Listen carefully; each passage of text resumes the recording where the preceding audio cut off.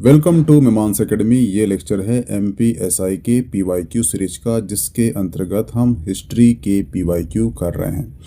और आज हम करने वाले हैं PYQ किसके, वो करने वाले हैं भागवत धर्म के। वह क्लियर? तो पहले ये समझ जाइए कि भागवत धर्म होता क्या है। भागवत धर्म जो है ये इनके प्रवर्तक कौन है, तो ये हैं वासुदेव और देवकी के पुत्र हुए हैं। कौन? भगवान श्री कृष्ण हुए हैं। इनका सर्वप्रथम जो उल्लेख है ये कहाँ मिलता है? ये मिलता है छांदोग्य उपनिषद में मिलता है। ये क्वेश्चन जो है कौन सा, कि भगवान श्री कृष्ण का कौन से उपनिषद में उल्लेख मिलता है सर्वप्रथम, तो वो मिलता है छांदोग्य उपनिषद में। ये क्वेश्चन आपका IAS हो, PCS हो या वनडे एग्जाम हो, सभी में क्वेश्चन पूछ चुका है। ठीक है, इसमें जो है श्री कृष्ण को देवकी का पुत्र और छोर अंगिरस का शिष्य बताया गया है। कृष्ण के अनुयायी जो हैं उन्हें भागवत, जो भगवान कृष्ण हैं उनके जो अनुयायी हैं वो भागवत पूज्य कहते हैं। भगवान श्री कृष्ण को, भगवान श्री कृष्ण के अनुयायी जो हैं, जो शिष्य हैं, वो भगवत पूज्य कहते हैं। इसी से भागवत धर्म का उदय हुआ है। वह क्लियर? यानी कि भगवान श्री कृष्ण के जो उपासक होते हैं वो भगवान श्री कृष्ण को भगवत कहते हैं, और यहीं से पैदा हुआ है क्या? भागवत धर्म का उदय हुआ है।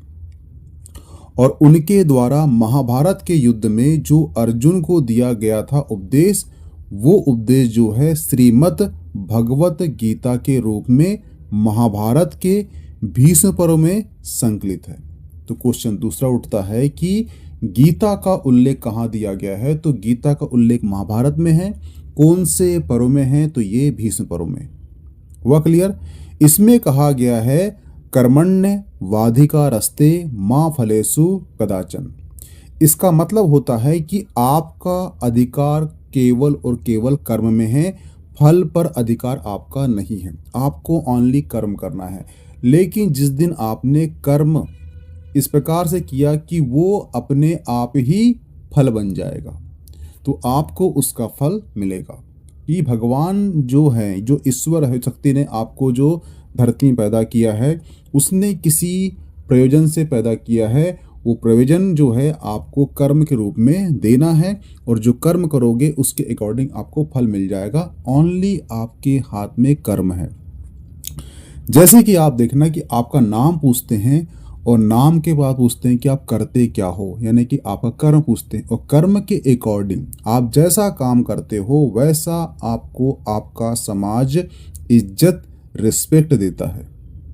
अच्छा काम है तो आपको अच्छी रिस्पेक्ट मिलेगी, बुरा काम है तो आपको बुरी रिस्पेक्ट मिलेगी। हुआ क्लियर? ठीक है, तो गीता महाभारत के भीष्म पर्व का अंश है, ये ध्यान रखना। गीता में ही मोक्ष के साधन के रूप में ज्ञान, कर्म, भक्ति को समान महत्व दिया गया है। भक्ति का सर्वप्रथम उल्लेख जो है श्रीमद् भगवत गीता में मिलता है, और श्रीमद् भगवत गीता में ही पुनर्जन्म की व्याख्या की गई है। और मोक्ष प्राप्ति का जो साधन है वो भी कहाँ बताया गया है? वही बताया गया है गीता में। ये सारे क्वेश्चन अभी आपको देखने को मिलेंगे, पूरा लेक्चर वॉच करना। ठीक है, तो जो पहला क्वेश्चन है वो क्या कहता है वो जान लीजिए। रामायण के किस कांड में राम जी और हनुमान जी का क्या होता है? भेंट होती या मिलन होता है?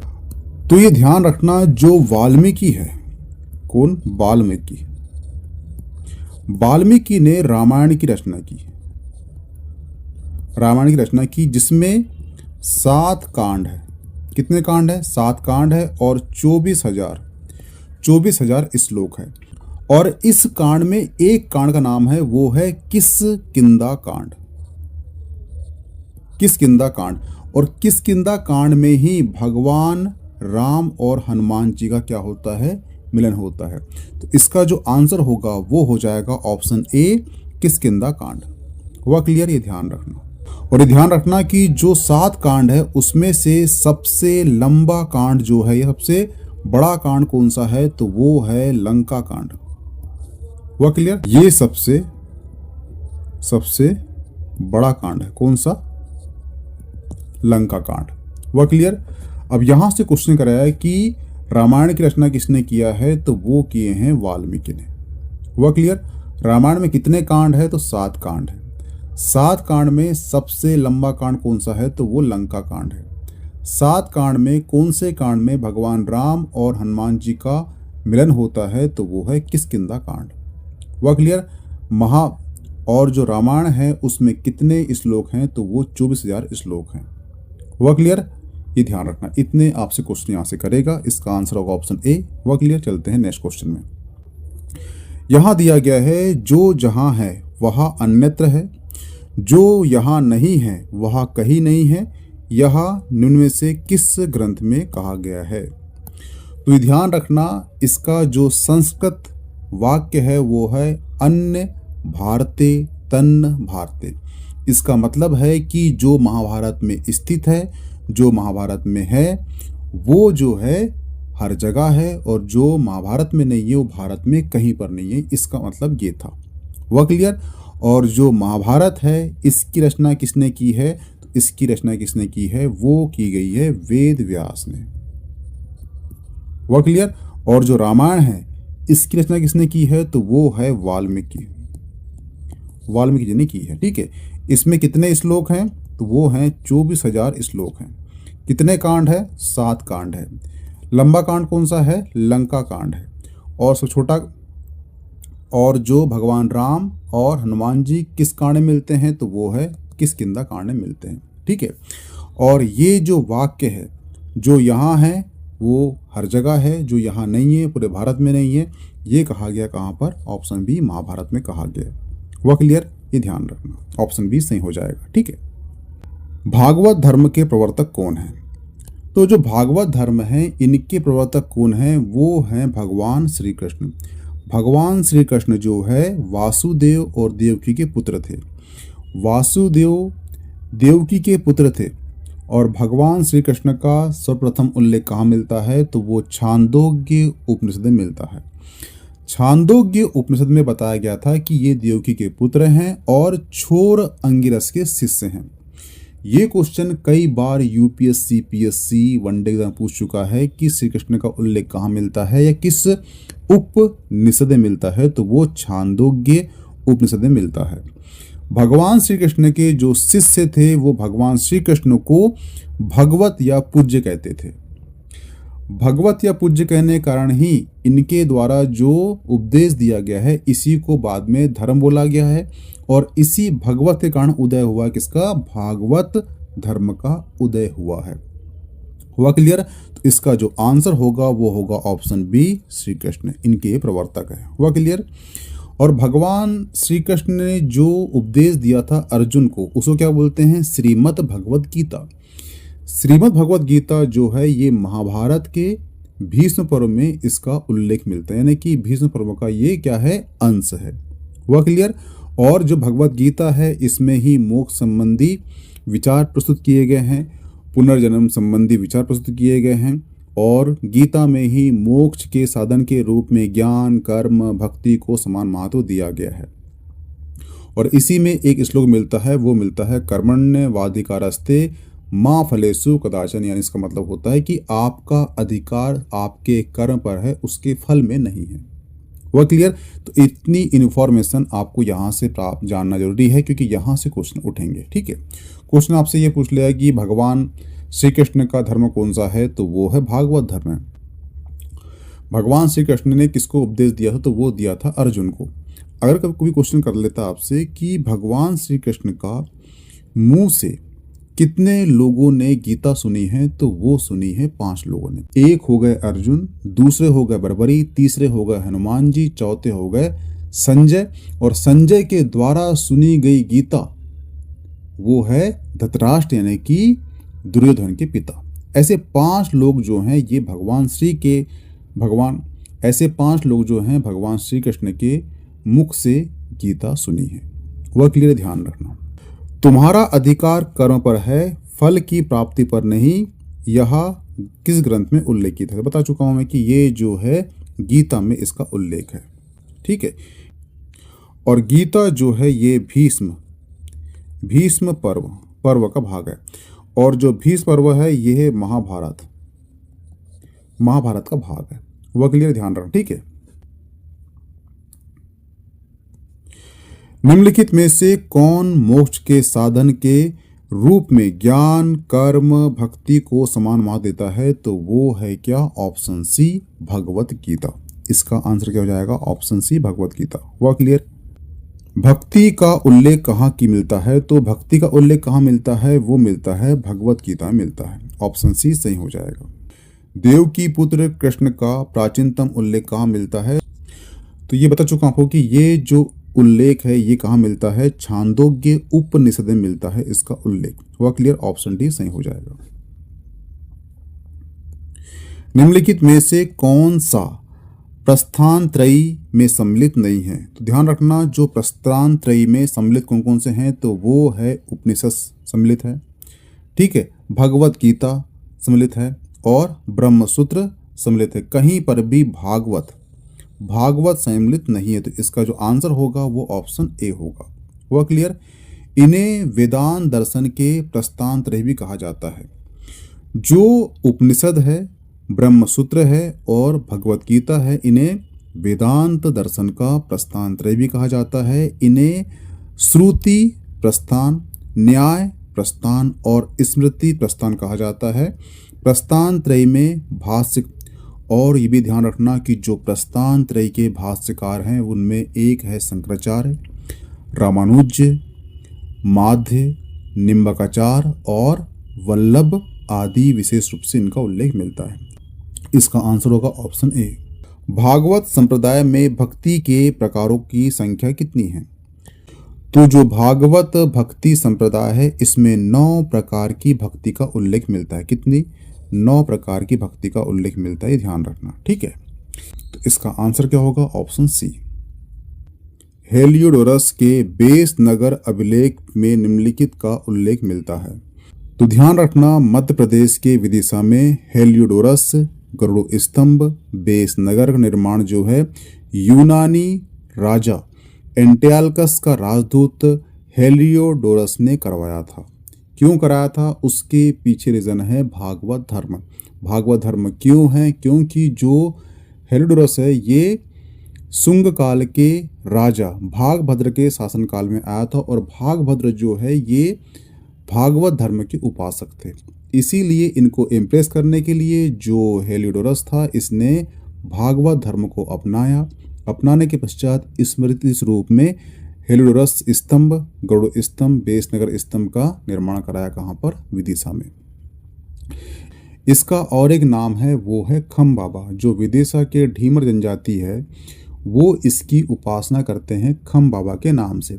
ऐसी किदवंती है, ऐसी कहानी है कि यहाँ पर एक मछुआरा था और यहाँ पे एक मंदिर है और इस मंदिर में एक हीरापुर नाम का पुजारी रहता था और एक मछुआरा जो है नदी किनारे मछली पकड़ने गया और जब शाम को लौटा तो अंधेरा हो चुका था और वो जो है इस मंदिर के सामने लेट गया और वो जो पुजारी सुबह उठ के देखता है तो वहाँ पर जो है मछुआरा ना होकर वो खंबे के रूप में खड़ा हो जाता है और ऐसा कहा जाता है कि जो मछलियाँ थी वो उसके ऊपर के गुम्बद है वहाँ पे वो शिफ्ट हो गई है, वहाँ पे उसकी आकृति दिखाई देती है आज भी। तो ऐसी एक मान्यता है। तो वहाँ की जो ढीमर जनजाति कहाँ की विदेशा की, वो हेलियोडोरस को खम्ब नाम, वो हेलियोडोरस के स्तंभ को खम बाबा के नाम से पूजा करती है।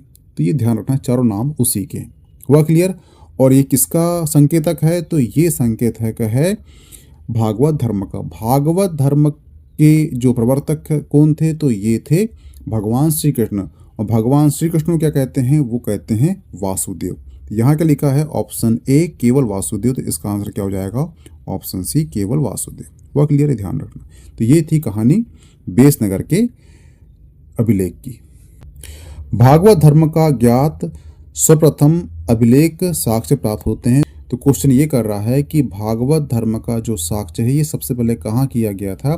तो बता चुका हूँ कहानी कि ये बेसनगर का गरुड़ स्तंभ में इसका सर्वप्रथम क्या मिलता है? साक्ष्य मिलता है, ध्यान रखना।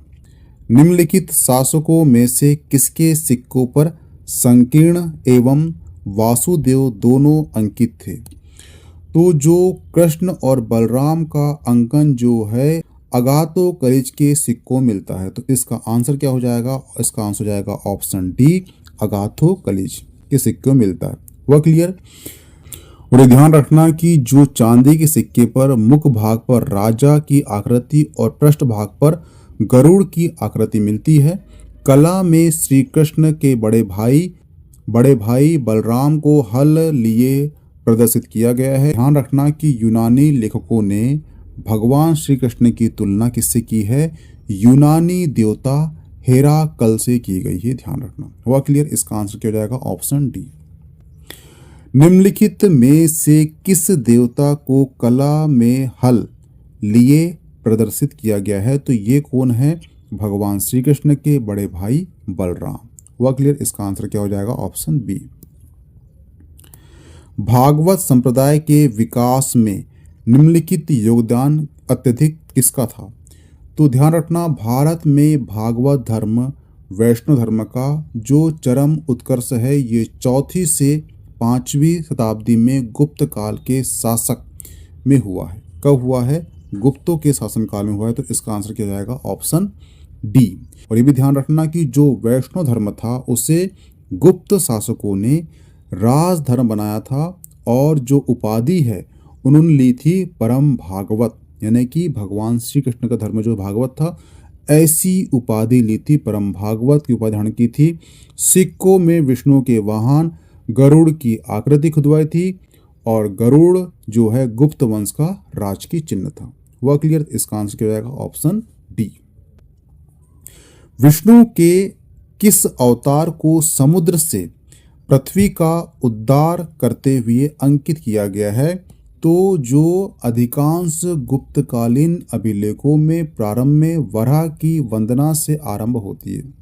अगर आपने हिस्ट्री पढ़ा होगा तो ध्यान रखना, वहाँ पे अधिकांश गुप्तकालीन अभिलेखों का आरंभ जो है वराह की वंदना से होता है। वराह अवतार की सबसे महत्वपूर्ण मूर्ति है वो कहाँ पर है? वो है उदयगिरी।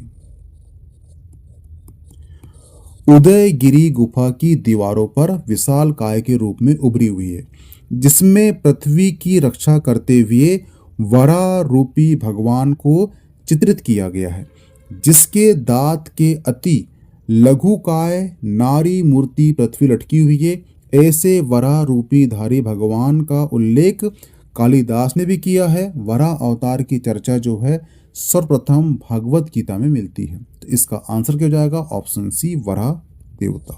वह क्लियर? ही ध्यान रखना। निम्नलिखित में से किस ग्रंथ में अवतारवाद की चर्चा की गई है? तो ध्यान रखना, अवतारवाद और मोक्ष प्राप्ति के साधन का उल्लेख कहाँ किया गया है? तो वो किया गया है भागवत गीता में किया गया है। वह क्लियर? ध्यान रखना। निम्नलिखित में से कौन एक स्त्री अलवर संत थी? तो ध्यान रखना, दक्षिण भारत में वैष्णव धर्म को क्या कहते हैं? वो कहते हैं अलवर। अलवार कहा जाता है। और इनकी संख्या कितनी है? तो संख्या है 12, जिसमें से 11 जो हैं ये हैं पुरुष और एक जो है वो है महिला। महिला कौन सी है? तो महिला का नाम क्या है? वो है अंडाल। अंडाल एकमात्र स्त्री है। वह क्लियर? तो इसका जो आंसर है ये क्या पूछा उसने? कौन सी एक अलवर स्त्री है? तो वो है अंडाल। ठीक है, ये क्वेश्चन जो है आपको मध्य प्रदेश पीएससी में देखने को मिल चुका है।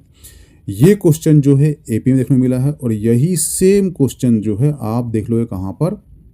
वो देख लोगे आप वनडे एग्जाम में।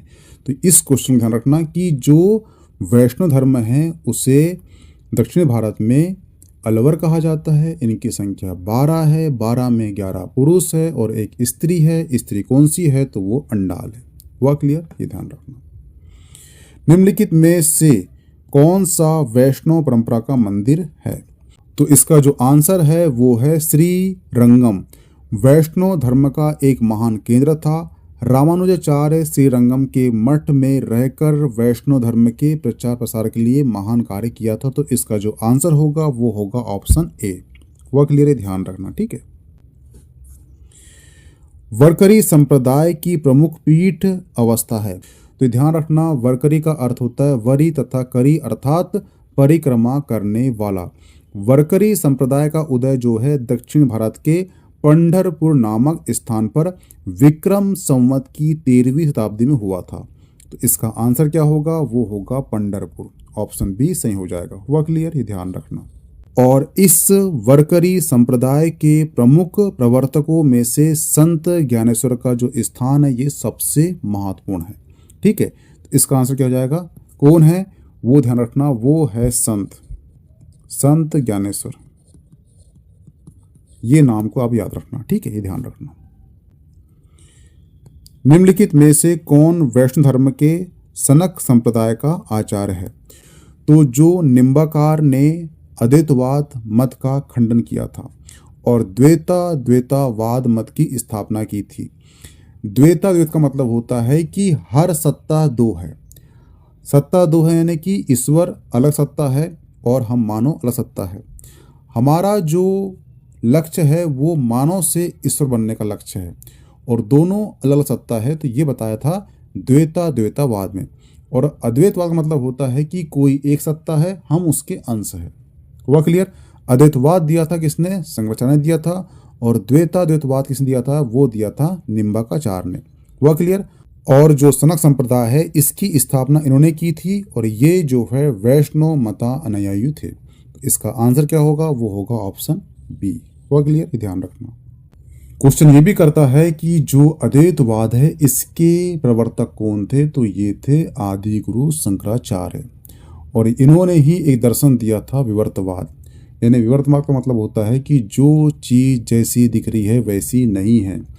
रात को उठ रहे हो आप और आपको रात में लस्सी के जगह आपको सांप दिख गया, वो जो है आपका अज्ञान है। जब आप लाइट ऑन करोगे यानी ज्ञान का प्रकाश होगा तो आपको दिखेगा वो क्या, रस्सी। तो इन्होंने दिया था ये विवर्तवाद। ठीक है, तो ध्यान रखना कि जो शंकराचार्य है इन्होंने दिया है अद्वैतवाद, निम्बाकाचार्य ने दिया है द्वैतवाद और सनक संप्रदाय के जो प्रवर्तक कौन थे ये भी निम्बाकाचार्य थे। हुआ क्लियर। तो यहाँ पे आपका जो भागवत धर्म के PYQ हैं ये समाप्त होते हैं और जो इसकी PDF है आपको मिल जाएगी मीमांसा एकेडमी के टेलीग्राम ग्रुप में। तो प्लीज ज्वाइन कर लीजिए। ओके, थैंक्स, मिलते हैं नेक्स्ट टॉपिक में।